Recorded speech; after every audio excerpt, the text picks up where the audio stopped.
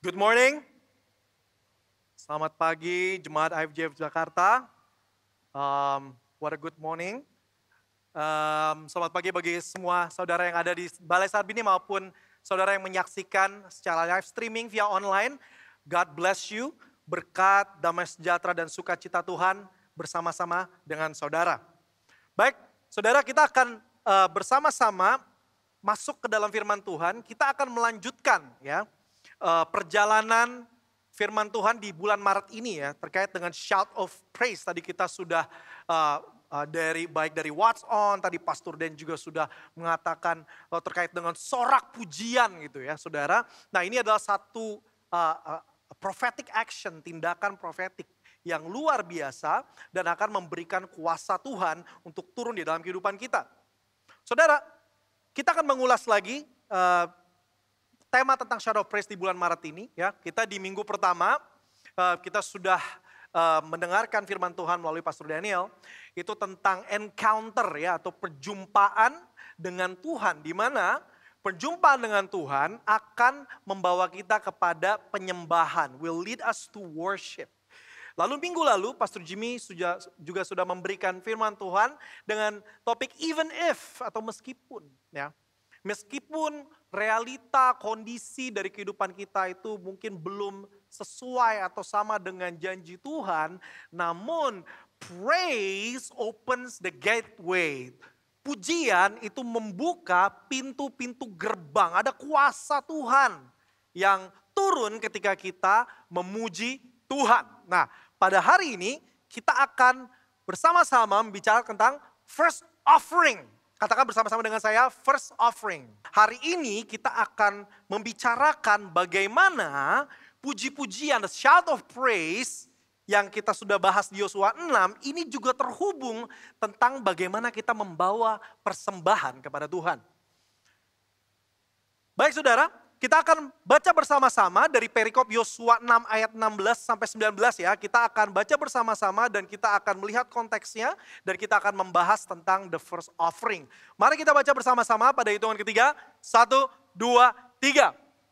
Lalu pada ketujuh kalinya ketika para imam meniup sangkakala, berkatalah Yosua kepada bangsa itu, bersoraklah sebab Tuhan telah menyerahkan kota ini kepadamu. Dan kota itu dengan segala isinya akan dikhususkan bagi Tuhan untuk dimusnahkan.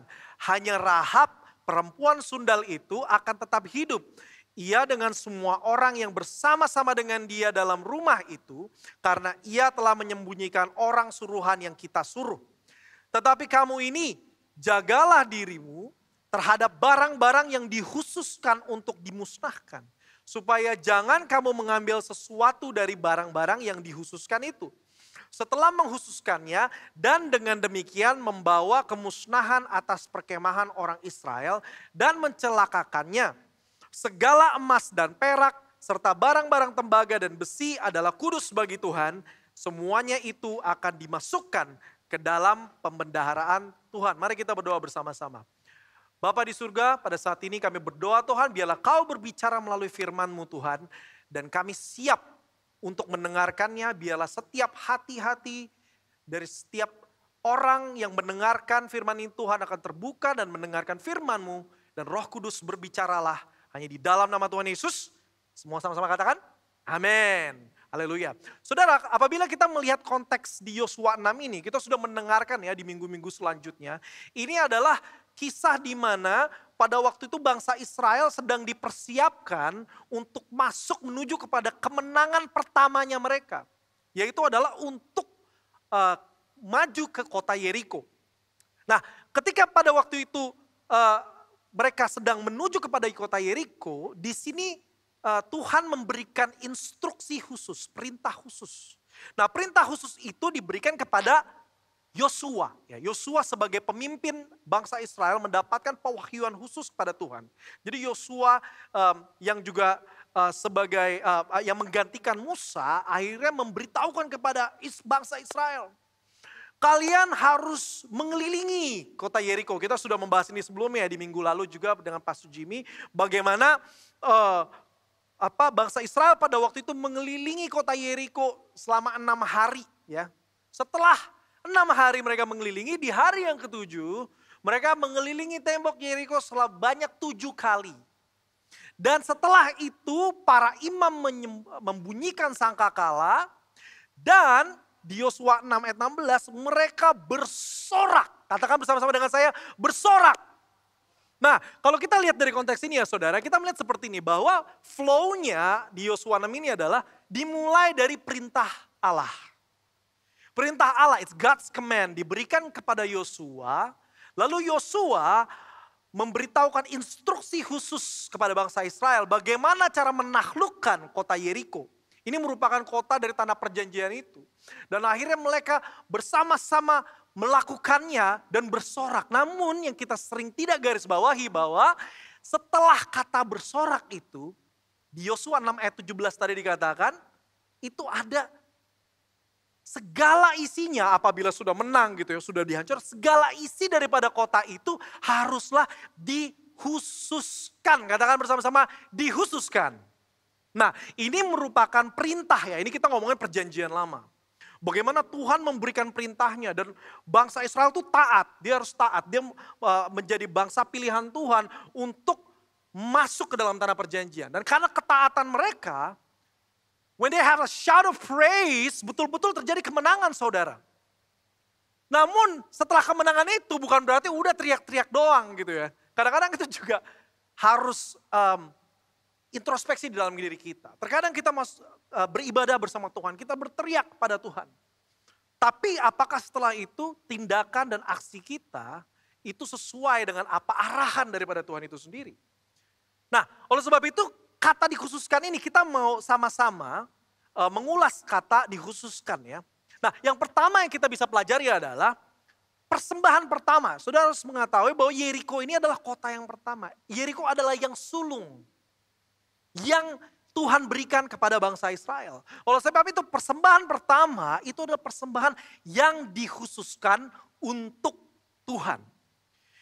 Nah, kita mau belajar dulu dari perjanjian lama ya, bagaimana sesuatu yang sulung, sesuatu yang pertama itu memiliki makna yang dalam sekali. Dan kita akan perlahan-lahan masuk ke dalam maknanya itu. Nah, kalau kita lihat dari bahasa Ibraninya, dikhususkan itu dari kata sherem atau herem gitu ya, dari bahasa Ibrani, itu berbicara tentang hal yang dilarang, itu tidak diperbolehkan. It's a ban gitu ya. Nah, ini pun ditetapkan untuk hal-hal yang spiritual. Kalau tadi kita bilang, lihat bahwa ketika itu sudah berhasil dikalahkan, segala isinya itu harus dikhususkan. Tapi ada kata-kata juga dimusnahkan, untuk dimusnahkan. Nah, pemusnahan ini sebenarnya juga sebuah simbol dari korban bakaran ya, ketika melakukan persembahan korban bakaran gitu ya. Namun ada juga tadi di ayat 18 bahwa beberapa pun hal isi yang dari kota Yeriko pun itu akhirnya diberikan menjadi pembendaharaan Tuhan. Nah, artinya hal yang dikhususkan itu adalah berbicara tentang hal yang dikuduskan Tuhan. Ini adalah miliknya Tuhan. Sebab kalau kita melihat dari konteks ini saudara, Yeriko itu adalah buah sulung bangsa Israel. Yeriko adalah yang pertama, yang awal.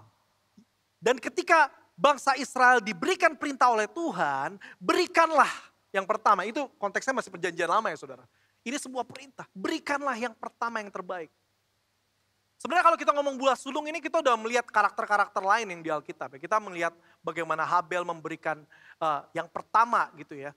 Dari persembahan dia, Abraham memberikan yang pertama dari putra sulungnya dia. Hal-hal ini ada satu makna yang dalam sekali dan itu sering kali terjadi. Bagaimana pentingnya buah sulung. Bahwa buah sulung ini bukan hanya sesuatu yang dibawakan gitu ya kepada Tuhan, tapi ada makna yang mendalam dan kita akan bersama-sama membahas itu. Nah, di Amsal 3 ayat 9, firman Tuhan mengatakan, muliakanlah Tuhan dengan hartamu dan dengan hasil pertama dari segala penghasilanmu. Saudara, when you give the first fruit, yang pertama, the first offering kepada Tuhan, itu adalah satu tindakan yang memuliakan, honoring, menghormati Tuhan.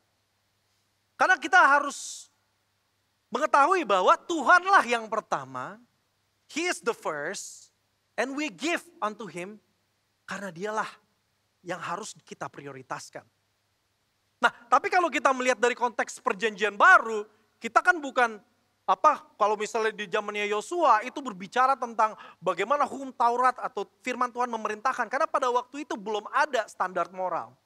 Namun kita sebagai umat-umat, jemaat-jemaat Tuhan yang percaya dan menerima Tuhan Yesus sebagai Tuhan dan Juru Selamat, dasar daripada kehidupan kita untuk kita memberi gitu ya, adalah dari kasih Tuhan terlebih dahulu. Because of the love of Christ. Karena Tuhan mengasihi kita terlebih dahulu. Sehingga respon kita bukan hanya karena taat, tapi kita meresponi kasih Tuhan. Dimulai dari kasih Tuhan, Anda bersorak. Seperti Ibrani 13 ayat 15 juga dia mengatakan bahwa berikan ucapan syukur dengan mulutmu. Puji-pujian. Sehingga puji-pujian yang keluar sorak kita itu bukan karena diperintah. Ingat. Yosua itu adalah perjanjian lama. Tapi kita bisa belajar bahwa di perjanjian lama itu ada makna yang sangat dalam. Tentang the first offering atau first fruit. Ya, buah sulung, sesuatu yang pertama itu penting. Tapi kalau di perjanjian baru kita tahu bahwa kita bersorak karena Tuhan telah mengasihi kita terlebih dahulu. Amin saudara. Because he first loved us. Dan hal yang sama juga, kalau kita samakan dengan konteks perjanjian lama tadi, di perjanjian baru, hal yang sama juga kita menghususkan yang pertama. Yang pertama di dalam apa yang Tuhan berikan kepada kita, karena kita meresponi kasih-Nya. Karena kita meresponi betapa pedulinya Tuhan kepada kita. Di 1 Korintus 13 ayat 3 dikatakan juga tuh, bahwa sia-sia kita memberikan semuanya tanpa kasih. Itu semua adalah sia-sia. Oleh sebab itu, kita memberikan yang sulung yang pertama kepada Tuhan, bukan karena dipaksa, bukan karena hukum, bukan karena peraturan, bukan karena perintah, tapi karena kasih-Nya itu terlalu baik di dalam kehidupan kita. Amin saudara. Nah, saudara ketika saya pertama kali belajar tentang buah sulung, saya melihat bahwa buah sulung ini actually sesuatu yang sangat istimewa. Ada sesuatu yang dalam makna dan artinya. Nah waktu itu saya ada sedikit kesaksian ketika saya pertama kali belajar tentang buah sulung. Yaitu udah ketika saya masih mahasiswa ya. Itu udah gak tahu lah belasan tahun yang lalu, mungkin 17 tahun yang lalu. Ya. Pada waktu itu saya seorang mahasiswa di US, itu tepatnya di San Francisco Bay Area.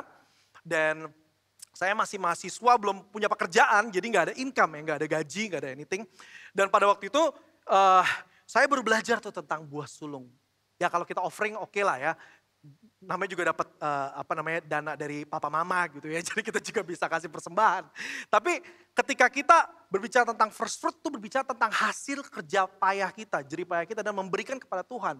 Pada waktu itu saya berdoa kepada Tuhan, Tuhan I know how the importance of first fruit. Saya mau Tuhan belajar apa sih buah sulung dan saya mau memberikan bukan dari uang papa mama saya. Itu waktu itu saya masih mahasiswa. Nah, singkat cerita, tidak lama dari itu, tiba-tiba saya mendapatkan telepon dari teman saya yang di Indonesia. Dia bilang, Tom, bro, ini deh tolong cariin HP dong. HP zaman dulu tuh masih BlackBerry, kayaknya sekarang udah kagak ada yang pakai BlackBerry ya. Tapi zaman dulu itu dia mau coba bisnisin gitu ya, HP-nya di Indonesia. Terus dia bilang sama saya, kamu tuh bisa pakai namanya tuh cell phone plan ya, di beberapa mobile network di Amerika. Kamu ambil tuh plannya, terus kamu bundling di beberapa handphone, nanti kamu dapat lebih murah, nanti kamu jual ke saya. Wah, bisnis pertama gitu. Ini waktu mahasiswa gitu, saya nggak tahu. Akhirnya saya mengikuti apa yang waktu itu kita sudah deal. Akhirnya saya menjual handphonenya dan saya masih ingat. Untung pertama saya itu ya teman-teman itu sekitar $140. Nah itu setelah saya rekap seluruh uangnya, oke sisa $140. Zaman dulu dolar masih 9 ribuan lah, 9 ribu rupiah. Jadi kira-kira ya 1,2, 1,3 juta gitu ya. Untuk mahasiswa itu besar sekali gitu. Nah terus waktu itu wah Tuhan saya mau memberikan Tuhan. Ini buah sulung pertama saya, terima kasih atas kesempatan ini. Saya mau memberikan tuh $140. Tiba-tiba saudara, ada sesuatu yang menghentikan saya. Dan saya percaya setelah saya mengalami ini, itu adalah Roh Kudus. Nah ketika saya mau memberikan, loh kok kenapa ya? Sepertinya tahan dulu. Wah Apa ya? Seperti saya percaya kalau ini terjadi, Roh Kudus mau berbicara dengan saya. Roh Kudus mau mengajarkan tentang buah sulung ini. Akhirnya satu hari berjalan, tahan dulu. Wah, masih tahan nih. Nah, namanya mahasiswa, saudara, zaman dulu masih PlayStation 3 loh. Wah, saya waktu itu masih ingat saya tuh mau beli game Kingdom Heart gitu. Itu dulu saya suka game itu. Terus, wah ini uang masih bisa dibeliin game nih gitu. Atau mungkin bisa juga bawa fine dining istri saya dulu, pacar saya gitu ya. Wah, bisa makan yang enak-enak. Tapi tahan dulu, hari yang kedua, hari ketiga tahan dulu. Wah, itu temptation itu sangat berat sekali buat mahasiswa ya, ukuran mahasiswa. Sampai akhirnya, singkat cerita, gak sampai 1 minggu setelah itu, kita datang di iCare, waktu itu saya di IFGF Pinol, itu di Bay Area. Dan di iCare tiba-tiba ada seorang jemaat yang jemaat baru, dia menangis dan dia sharing. Dia bilang gini, saya tuh sedih sekali, kenapa? Dia bilang, nah ini anak ini dia baru di gereja, belum lama. Anak itu lugu sekali gitu ya. Dan dia tuh gullible, dia tuh orangnya kayak gampang ketipu. Nah dia ceritain tuh pengalaman dia bagaimana dia di universitas ada orang yang cari donasi lah, bilang humanitarian, fundraising, 3 orang dipepet terus sampai 1 jam. Terusan sampai dia bingung mau ngapain, akhirnya disuruh langsung ke ATM dan dia mau lagi ke ATM.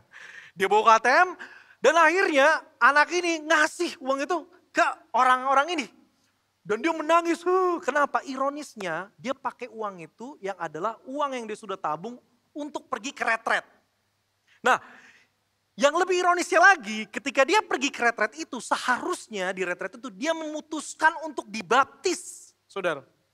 Nah, karena namanya mahasiswa ditelepon lah maminya, papanya, saya masih ingat dia ngomong maminya. Dia bilang, mami saya ditipu, bla bla bla bla bla. Saya harusnya pergi ke retret tapi gak ada uang untuk ke retret katanya. Terus maminya bilang seperti ini, lah kamu kan sudah memberikan keputusan untuk dibaptis. Ya kan, sekarang kamu ketipu, lah kamu doalah sama Tuhan kamu. Duit itu balik lagi ke kamu. Doa dong, kalau Tuhan kamu itu benar, bikin duit itu balik. Dan ketika dia ngomong kayak gitu, dia ceritain saya tahu waktu itu. Wah retret ini harganya sekitar $100, butuh 3-4 hari, lalu ada akomodasi $20-40. Akhirnya saya bilang sama orang ini, saya tahu tiba-tiba ada satu semangat dari Tuhan. Saya bilang, wah Tuhan kamu tahu gak apa? Saya itu sudah menghold first fruit, memberikan first fruit. Untuk ini saya ceritain, akhirnya saya ceritain bukannya dia malah suka cita, malah tambah nangis lagi. Wah dia bilang kayak gitu. Dan akhirnya apa yang terjadi saudara, saya mentelepon panitia dari retret, saya bilang seluruh akomodasi dari ini dia dari anak FJF Pinol itu saya yang akan bayarkan, termasuk di hotelnya dan semuanya. Dan dia akhirnya menelpon mamanya terus dia bilang begini, mama apa yang mama bilang itu sudah terjadi. Tuhan Yesus mengembalikan uang yang saya ditipu sebelumnya. Dan apa yang terjadi di retret itu, dia dibaptis dan menerima Tuhan Yesus sebagai Tuhan dan Juru Selamat. Dan gak lama setelah itu adiknya pun dibaptis dan keluarganya pun semuanya jadi percaya oleh Tuhan. Apa yang terjadi saudara di situ saya menangis. Saya mengerti karena waktu saya membawa buah sulung itu kepada Tuhan, saya bertanya, Tuhan saya mau mengerti pentingnya buah sulung itu. Ternyata di dalam makna buah sulung itu ada makna keselamatan. Nah, kita akan membahas bersama-sama tentang makna keselamatan itu. Nah, kalau kita berbicara tentang the first offering, ya, first offering atau persembahan pertama itu berbicara adalah persembahan yang terbaik yang kita bisa berikan kepada Tuhan. Karena yang terbaik itu berbicara tentang kualitas, saudara. Yang terbaik berbicara tentang bagaimana kita bisa meresponi, memberikan yang berkualitas, yang terhebat, yang terbaik dari kepemilikan kita kepada seseorang yang kita hormati. Di Keluaran 23:19 firman Tuhan mengatakan, yang terbaik dari buah bungaran hasil tanahmu haruslah kau bawa ke dalam rumah Tuhan Allahmu. Saudara sedikit sharing juga nih, saya ini actually a volunteering minister. Saya adalah seorang pelayan Tuhan yang volunteer, jadi saya nggak pernah digaji. Saya tidak menerima apapun dari gereja. Ini bukan sebuah pernyataan yang menyatakan bahwa saya ini lebih tinggi daripada hamba-hamba Tuhan gitu yang ada di gereja terutama yang full time, karena bahkan firman Tuhan mengatakan barang siapa yang seorang pekerja itu layak mendapatkan upahnya. Malah terbalik saudara, ketika saya melihat kehidupan hamba-hamba Tuhan yang melayani Tuhan di gereja Tuhan, saya melihat bagaimana Tuhan membawa kehidupan mereka ke dalam kemuliaan dan kemuliaan. Dan saya melihat terutama di IFJF Jakarta ini saya banyak sekali belajar. Nah, terkadang juga ada lontaran-lontaran. Bahkan saya pernah ada satu dari gereja, bukan di gereja FGF, ini seorang di marketplace. Ini salah satu leader gitu ya di marketplace, satu perusahaan. Dia bilang, kamu tahu gak persembahan itu, buah sulung itu, tithing itu, persepuluhan itu perjanjian lama. Kita kan bukan hidup di dalam hukum Taurat, katanya. Luar biasa statementnya. Dia bilang. Nah, terus dia bilang, ngapain kita berikan? Ujung-ujungnya apakah ini sifatnya untuk dibisnisin? Nah, dia bertemu dengan orang yang objektif karena saya nggak dibayar. So I'm gonna be answering objectively. Saya bilang, hati-hati sama Anda ngomong kayak gitu. Kenapa? Dia bilang standarnya perjanjian lama. Kalau Anda melihat standar perjanjian baru di Kisah Rasul 2, apa yang dilakukan gereja mula-mula? Mereka menjual, they sell their properties, they sell their possessions. Mereka menjual tanahnya, mereka menjual kepemilikan mereka. Dan apa yang terjadi? Mereka menaruhnya di kaki para rasul dan memberikan kepada orang-orang yang tidak mampu. Saudara, standar perjanjian baru itu lebih tinggi. Hati-hati, hati-hati. Tapi apa yang kita lihat di situ adalah seperti tadi yang saya katakan, bahwa itu bukan karena perintah Allah. Kita bukan hanya cuman karena perintah. Memang itu commandment. Memang itu sesuatu yang kita bisa lihat dari kitab. Dari Alkitab. Namun, bagaimana kita meresponi kasih Tuhan. Makanya firman Tuhan di 2 Korintus 9 mengatakan bahwa hendaklah engkau memberikan berdasarkan dengan kerelaan hatimu. Bukan karena duka cita ataupun paksaan, karena Tuhan mengasihi orang yang memberi dengan sukacita. Bikurim ini berbicara tentang hal yang pertama kali, yang awal. Yang awal, dan ini merupakan pilihan yang terbaik. First fruit itu berbicara tentang satu profesi, satu term dari profesi agraria ya saudara. Ini merupakan satu orang-orang petani yang mereka setiap beberapa musimnya, terutama musim semi, mendapatkan panen, tuaian. Dan mereka akan memilih yang terbaik, dan nilainya yang tinggi akan didedikasikan dan dipersembahkan kepada Tuhan. Nah, inilah prinsip daripada first fruit itu, prinsip daripada buah sulung itu. Di Roma 11 ayat 16, firman Tuhan mengatakan, jikalau roti sulung, first fruit, adalah kudus, maka seluruh adonan juga kudus. Dan jikalau akar adalah kudus, maka cabang-cabang juga kudus. Saudara, roti sulung, first fruit atau buah sulung ini menggambarkan satu kesucian saudara.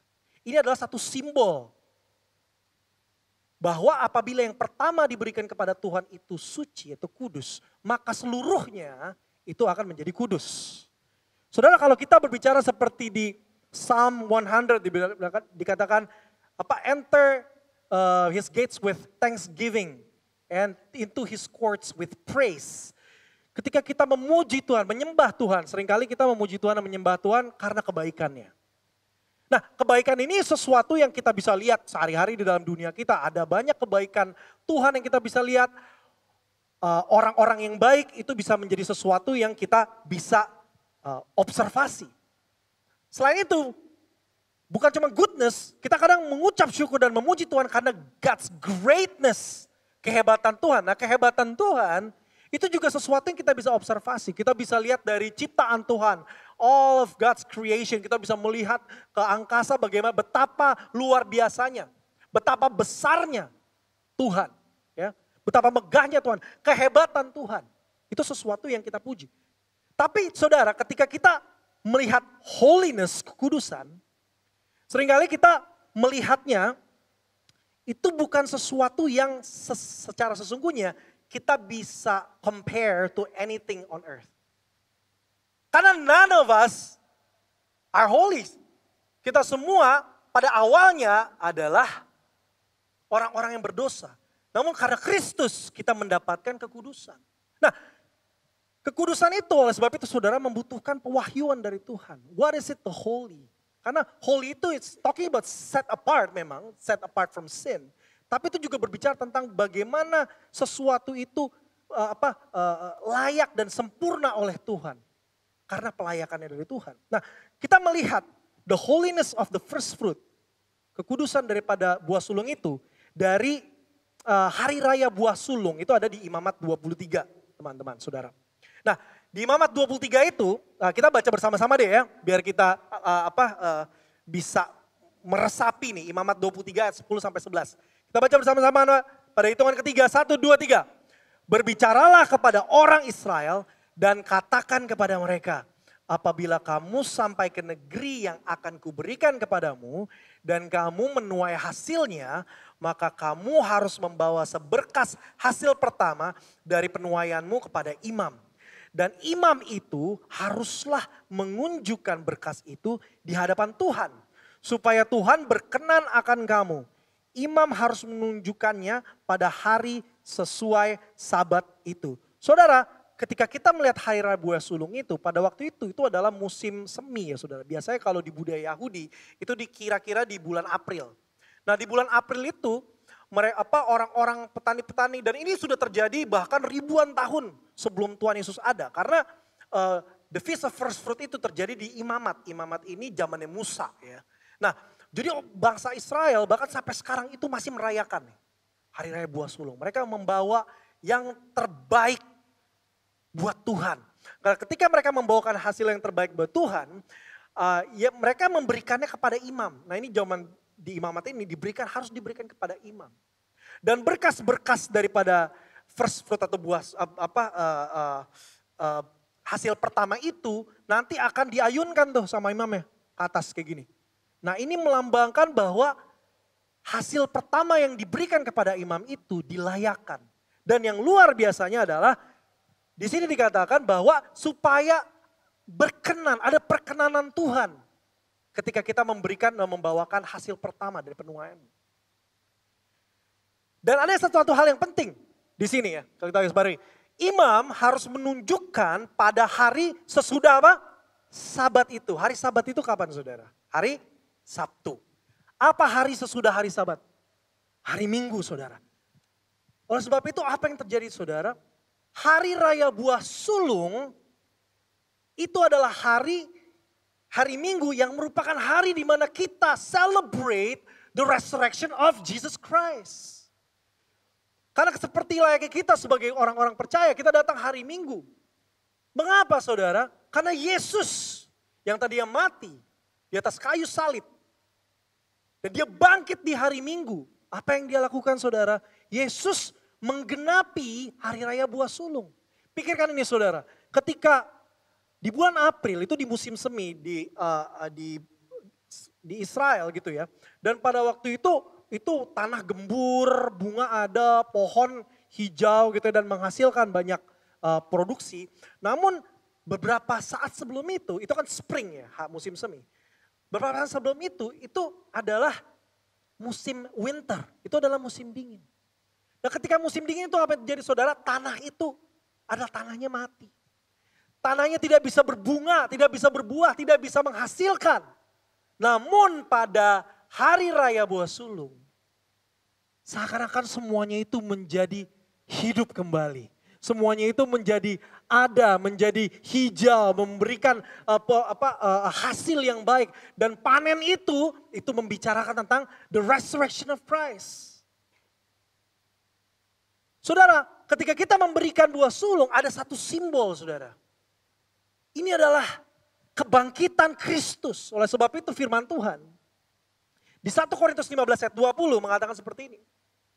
Tetapi yang benar ialah bahwa Kristus telah dibangkitkan dari antara orang mati sebagai yang sulung dari orang-orang yang telah meninggal. Oleh sebab itu makna buah sulung itu sangat-sangat besar sekali saudara. Mengapa? Karena ketika kita membawa buah sulung kepada Tuhan, itu merepresentasikan kebangkitan Kristus sebagai yang pertama dari seluruh orang-orang yang telah meninggal. Saudara, Yesus adalah buah sulung kebangkitan itu. Oleh sebab itu, ketika kita datang kepada Tuhan, ketika kita mencari Dia, dan memberikan persembahan kita, buah sulung kita kepadanya, itu merepresentasikan sesuatu yang kudus, saudara. Oleh sebab itu saya berdoa ketika kita mau memberikan buah sulung, ini masih di kuartal pertama ya di tahun ini. Ketika kita memberikannya, saudara, kita memberikan dengan untuk meresponi kasih Tuhan. Karena Tuhan telah mengasihi kita terlebih dahulu. Namun ketika kita memberikannya, we shout praises unto God. Kita bersorak, Tuhan kau baik di dalam kehidupan saya. Dan saya mau memberikan juga yang terbaik dari apa yang saya miliki. Dan saya percaya saudara, Tuhan Yesus akan merubah keputusasaan menjadi pengharapan. Tuhan Yesus akan merubah kematian menjadi kehidupan. Tuhan Yesus akan mengubah kesedihan menjadi sukacita. Tuhan Yesus akan mengubah hubungan yang hancur menjadi hubungan yang hidup. Dan Dia sendiri yang akan mengokohkan saudara. Kenapa? Karena Anda memberikan yang terbaik kepada Tuhan. Saya percaya ini merupakan sesuatu hal yang kita harus bisa lakukan. Nah, kita bangkit berdiri bersama-sama, ini saya belum ini, tapi saya mau mendoakan saudara. Kita bangkit berdiri bersama-sama. Tadi memang kita sudah mendoakan offering ya. Tapi kita mau bersama-sama buat teman-teman ya. Tadi saya sudah bersaksi betapa dahsyatnya gitu ya. Apabila kita mengerti makna, apabila kita memberikan buah sulung dengan pengertian yang benar, saya percaya bahwa akan ada satu kemenangan, akan ada satu dobrakan, terobosan yang terjadi dalam kehidupan saudara. Dan saya nggak ngomong gini dari seseorang yang dibayar. I'm speaking objectively. Saya berbicara secara objektif. Karena saya a volunteer. Saya seorang sukarela. Jadi saya mau encourage, saya mau empower saudara. This is an amazing symbolism. Ini suatu simbol yang luar biasa. Nah, apabila saudara sudah atau belum memberikan buah sulung. Buah sulung itu bukan ngomongin tentang besaran. Bukan ngomongin tentang, wah karena saya mau ngasih besar segala macam. Bukan. Apa yang Anda mau berikan kepada Tuhan. Yang terbaik kepada Tuhan. Nah, saya mau kita pejamkan mata bersama-sama. Instead of kita memegang amplopnya, kita pegang hati kita. Yuk kita pegang tangan kanan di hati kita. Ayo pejamkan mata-mata kita bersama-sama berdoa. Tuhan Yesus, you are the first fruit. Tuhan Yesus, Engkaulah yang sulung. Kami mengetahui Tuhan bahwa buah sulung itu merepresentasikan kebangkitan Engkau dari kematian Tuhan. Dan karena kebangkitan-Mu ya Tuhan, kami percaya ada kemenangan yang ajaib, kemenangan yang luar biasa terjadi.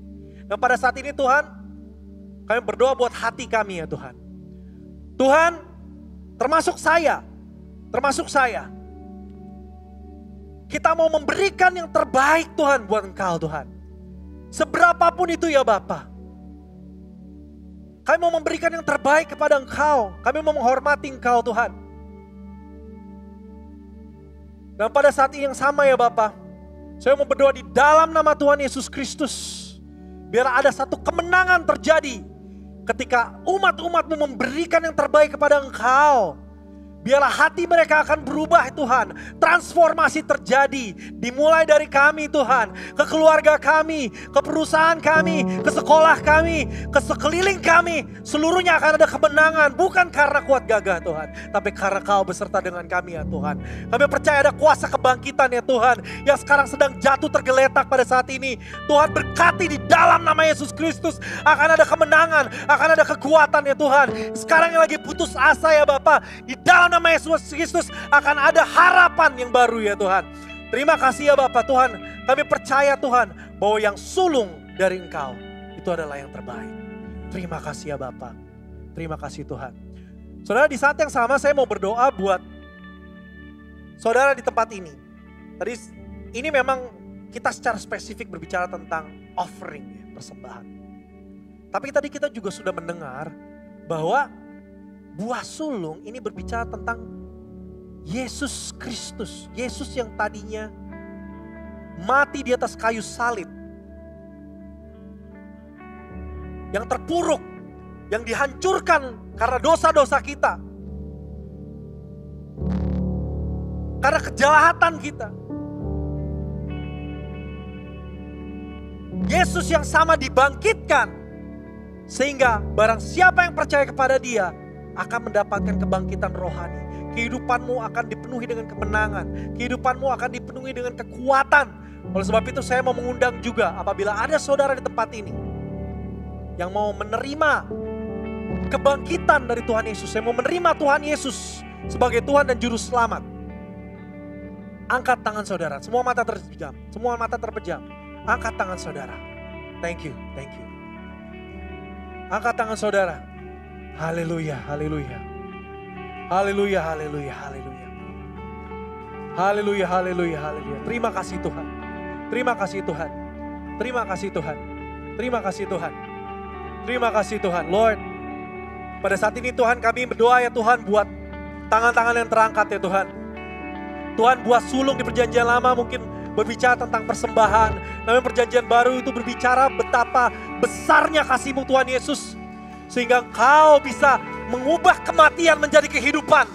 Sehingga kita bisa mensorak pujian, shout of praise because of you. Pada saat ini semua tangan-tangan yang terangkat ya Tuhan, yang mau menerima kuasa kebangkitan, yang mau menerima Engkau sebagai Tuhan dan Juru Selamat, Kau berdoa di dalam nama Tuhan Yesus Kristus. Biarlah Kau berikan kepada mereka kemenangan, terobosan, kekuatan, dan kehebatan-Mu biarlah terjadi ya Tuhan di dalam kehidupan mereka. Kami berdoa buat kesaksian-kesaksian. Kami berdoa buat cerita-cerita ya Tuhan yang memegahkan nama-Mu. Karena Engkau sungguh adalah Allah yang luar biasa. Terima kasih ya Tuhan. Terima kasih Tuhan. Buat teman-teman tadi mengangkat, taruh di dalam dadamu juga. Katakan, Anda bisa bicara dengan mulutmu. Anda juga bisa bicara bersama-sama mengikuti saya. Dalam 1, 2, 3. Tuhan Yesus, terima kasih karena Engkau adalah yang sulung. Engkau adalah kebangkitan dari hidup. Tuhan Yesus, aku mau menerima Engkau sebagai Tuhan dan Juru Selamat. Sebagai Allah yang bangkit dan membangkitkan jiwaku. Tuhan Yesus, mengundang Engkau sebagai Tuhan dan Juru Selamat untuk bertahta di dalam jiwaku dan di dalam hatiku. Dan biarlah hanya nama-Mu yang ditinggikan di dalam kehidupanku. Terima kasih Tuhan di dalam nama Yesus. Mari kita bersama-sama worship Tuhan, menyembah Tuhan terlebih dahulu. Menyembah Tuhan, haleluya. Ku tinggikan kebesaran-Mu, ku memuji nama yang hidup. Katakan Yesus. Yesus, Yesus, Kau hebat, Kau besar, dan ku agungkan Kau Tuhan. Ku agungkan kuat kuasa-Mu. Ku muliakan nama yang hidup. Yesus, Yesus, Kau hebat, Kau besar.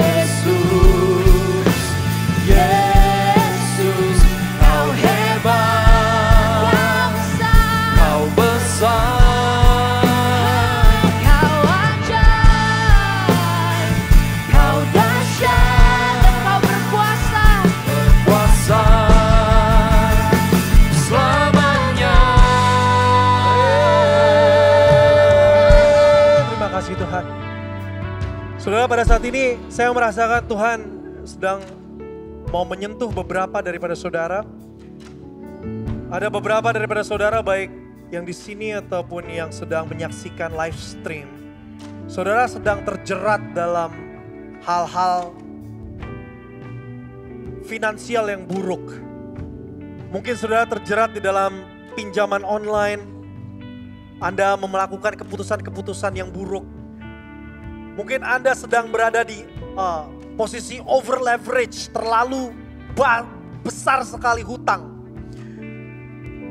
Dan ada daripada saudara juga yang terpuruk karena adanya investasi yang salah. Mungkin investasi yang misleading. Dan bahkan ada yang ada permasalahan anggaran, saudara. Permasalahan anggaran. Saudara, pada saat ini saya mau untuk saudara kita semua mata terpejam. Di dalam nama Yesus Kristus, ayo kita angkat tangan apabila itu saudara. Pada saat ini saya akan mendoakan. Saya akan mendoakan kepada saudara yang sedang mengalami masalah keuangan, mengalami masalah finansial. Pada saat ini saya percaya Tuhan akan bergerak. Tuhan akan memberikan kuasa. Karena sesungguhnya saudara, Tuhan bukan hanya memberikan Anda monetary blessings, bukan hanya sesuatu yang berhubungan dengan keuangan, tapi Tuhan akan memberikan kebijaksanaan kepada saudara. Kebijaksanaan surgawi. Pada saat ini aku berdoa, kebijaksanaan surgawi di dalam nama Yesus Kristus ada di dalam umat-umat-Mu ya Tuhan. Di dalam nama Yesus Kristus, hikmat ilahi Tuhan. Tuhan, segala sesuatu keputusan-keputusan yang buruk pada saat ini ya Tuhan, Kau hilangkan celah itu akan. Kau hilangkan semua itu Tuhan. Kau berikan satu kekuatan yang baru, pengetahuan, pikiran, hikmat, provision, wisdom, knowledge, understanding. Seluruhnya Tuhan, You equip your people sehingga mereka bisa memberikan dan mengalokasikan apa yang mereka miliki dengan bijaksana dan penuh dengan hikmat surgawi. Semua yang menerima kebijaksanaan dari Tuhan dan hikmat Tuhan, teriakan bersama-sama, praise you Lord, come on, shout a praise, shout a praise. Kami bijaksana karena Engkau bijaksana Tuhan. Oh, berkati ya Tuhan, praise you Lord, praise you Lord. Kemenangan buat orang-orang ada kekalahan di finansial. Bagi kamu yang sedang terpuruk, bagi kamu yang sekarang sedang terpuruk, akan ada pengharapan. Dimulai dari hikmat Tuhan, dimulai dari kebijaksanaan, dimulai dari keputusan yang tepat, dimulai dari lingkungan yang baik. Pada saat ini Tuhan akan memimpin kau. Seperti lagi Tuhan memimpin bangsa Israel masuk ke dalam tanah perjanjian. Di dalam nama Yesus Kristus, di dalam nama Yesus, shout a praise, sorak-sorakan. Yes Lord, kami menang Tuhan. Tidak ada lagi ya Tuhan kemiskinan, tidak ada lagi ya Tuhan jerat hutang Tuhan. Berikan hikmat di dalam nama Yesus Kristus. Saya percaya kemenangan akan terjadi Tuhan, bukan hanya bagi berdiri mereka, tapi bagi keluarga mereka. Di dalam nama Tuhan Yesus Kristus. Baik saudara, angkat tangan saudara untuk mendapatkan berkat daripada Tuhan. Dan kita akan menutup ibadah pada saat ini. Diberkatilah engkau ketika engkau masuk dan berkatilah engkau ketika engkau keluar. Tuhan akan memberikan pembenaran yang melimpah yaitu langit. Sehingga Dia akan memberikan hujan bagi tanahmu. Dan tanahmu akan tumbuh menjadi tanah yang subur dan menghasilkan buah yang baik. Engkau akan jadi kepala dan bukan ekor. Engkau akan terus naik dan tidak turun. Dan kemanapun kau masuk dan keluar, berkat dan kesejahteraan Tuhan akan bersama-sama dengan engkau. Apabila engkau mengikuti firman-Nya, lurus di dalam jalannya dan tidak ke kanan dan ke kiri, maka perkenanan Tuhan ada bersama-sama dengan engkau. Dan seluruh daripada jemaat Tuhan yang menerima janji dan berkat daripada Tuhan, sama-sama katakan amin.